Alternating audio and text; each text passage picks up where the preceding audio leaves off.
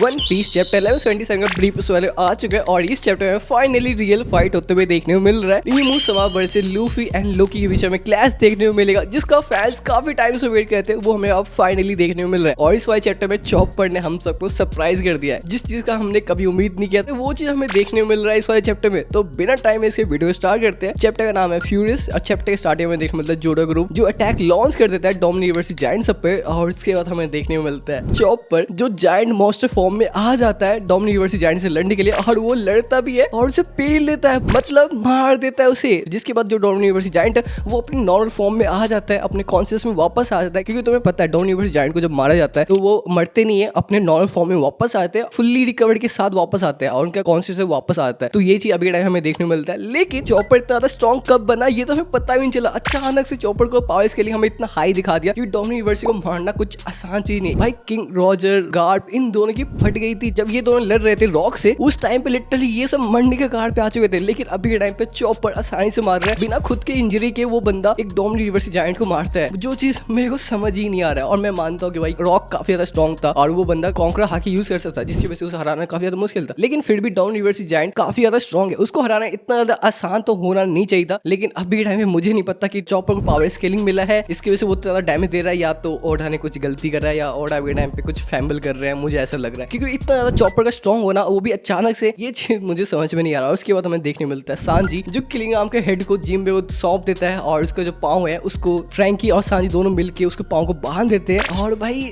मैं समझ नहीं पा रहा हूँ कि ये गॉड नाइट से लड़ रहे थे या गार्डमैन नाइट से लड़ रहे थे, क्योंकि भाई मुझे दिख नहीं रहा है कि भाई ये गॉड नाइट की फाइट चल रही थी। क्योंकि गॉड नाइट इतने वीक तो नहीं हो सकते। मैं मानता हूँ सांजी स्ट्रॉन्ग है लेकिन इतना भी स्ट्रॉन्ग नहीं भाई गॉड नाइट से लड़ सकता है। तुम्हें पता है कि 5 विल्डर के बाद होली नाइट ही आते हैं जो सबसे ज्यादा स्ट्रॉन्ग होते हैं, लेकिन होली नाइट को भाई लिटरली इन्होंने बजा के रख दिया है। मतलब उसके हेड को भाई सौंप रहे हैं जिम्बे को, क्योंकि जो जिम्बे का मजाक उड़ाया था ना इसी चैप्टर में किंग गाम ने, जिसकी वजह से सांजी ने उसके हेड को जिम्बे को दे दिया। लेकिन फिर भी यार मैं थोड़ा सा एक्सपेक्ट कर रहा था कि जो गॉड नाइट की मेंबर काफी ज्यादा स्ट्रॉन्ग है, मैं एक्सपेक्ट किया भाई वैसा ही देखने को मिल रहा था। लेकिन अभी टाइम पता नहीं चल रहा है क्या चल रहा है क्या नहीं चल रहा है, या तो ओडा सेंस अभी टाइम फैमिल कर रहे हैं, नहीं तो सच में गॉड नाइट ज्यादा स्ट्रॉन्ग नहीं थे, हमने ही काफी ज्यादा हाइप करके रख दिया था, मुझे तो बस यही लग रहा है। और उसके बाद हमें देखने मिलता है उसअप जो फाइट ज्वाइन कर लेता है ब्रुक के साथ, और हमें देखने मिलता है ईमू वर्सेस ब्रुक और उसअप का फाइट देखने मिलता है, जिसपे उसअप काफी ज्यादा गुस्सा है और वो डायरेक्टली बात कर रहा है ईमू समा से और वो स्पीच दे रहा है और उसके अलावा कुछ और दे नहीं सकता है। जहाँ पे हम सोच रहे थे इसे पावर अप देखने मिलेगा और ये गंदा फाइट करेगा, लेकिन यहाँ पे सिर्फ उसका स्पीच ही देखने मिलता है, जिसमें वो बंदा कहता है कि तुम कावर्डी तरीके से एल्वाप के वॉरियर से लड़ना बंद करो, लड़ना है तो भाई सामने सामने आके लड़ना, ऐसे क्यों लड़ रहा है डरपोक की जगह। और ये सारी बातें इसने ईमू समा से बोला है, जिस चीज के लिए तो भाई मैं बोल सकता कि इस बंदे में जिगरा तो है, भले अभी टाइम पे स्ट्रॉन्ग नहीं है, लेकिन बंदे ने भाई ईमू समा के सामने बोलेगी सारी चीजें जो लिटरली कोई बोल नहीं सकता है। लेकिन इस बंदे ने कम से कम ये तो बोला, इस चीज के तो भाई मैं बोल सकता कि ये ब्रेव है, लेकिन पावर अप भी मिलना चाहिए था। और उसके बाद वो हमें देखने मिलता है उसअप एक्सप्लोसिव अटैक शूट कर देता है ईमू समा पर, और ईमू समा उस चीज को डॉज कर लेता है और इमीडिएटली उसअप के पास पहुंच जाता है। और उसके बाद हमें सीन देखने मिलता है कि उसअप पूरी तरह से बेहोश हो चुका है, अनकॉन्शियस में अभी टाइम पे, और जो उसअप का अटैक था एक्सप्लोसिव, उससे ना भाई जितने सारे लोग हिट हुए थे ना सबके सब बेहोश हो चुके हैं। मतलब उसअप का जो अटैक था वो तो स्ट्रॉन्ग तो था, मैं ये तो बोल तो सकता हूँ, लेकिन अभी टाइम पे उसअप बेहोश हो चुका है। और हमें ये नहीं पता चल रहा कि ईमू समा ने उसको मारा है या नहीं मारा, या तो लगता है कि ईमू समा ने पहले उसको पीट दिया होगा और वो बंदा अभी टाइम पे लास्ट स्टेज पे होगा, जिसके पे उसके बाद सिर्फ एक ही अटैक करने का मौका होगा, जो चीज उसने करा होगा उसके बाद वो बेहोश हो गया होगा, यही होप में कि वो लगे उसको और डैमेज पहुंचे, लेकिन वो अटैक नहीं लगा और उसके वो बेहोश हो गया। मुझे ऐसा लगा या तो ईमू समा ने उसके बाद उसको मारा होगा। और उसके बाद हमें देखने मिलता है गियर 5 में लूफी जो अपने स्ट्रो हैट मेंबर से वो देखता है, मतलब उसअप ब्रुक को देखता है जो डिफीटेड हो चुका है अभी टाइम पे और लेटा पड़ा है जमीन पे, और उससे देखने के बाद गियर 5 लूफी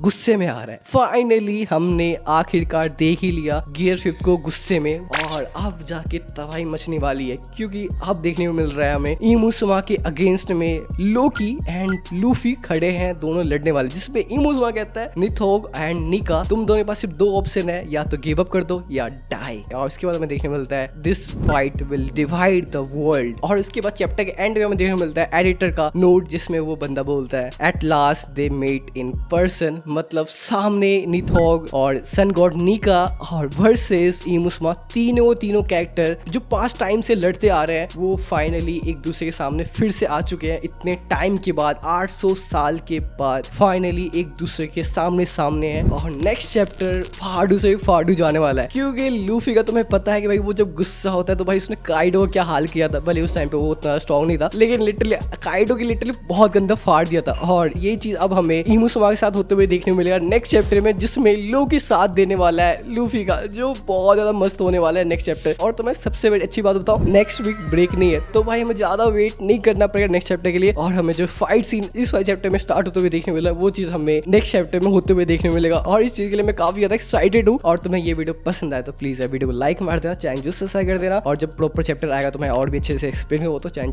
जरूर सब्सक्राइब कर ही देना। तो फिर मिलते हैं नेक्स्ट वीडियो के साथ, तो stay safe, keep hype, bye bye.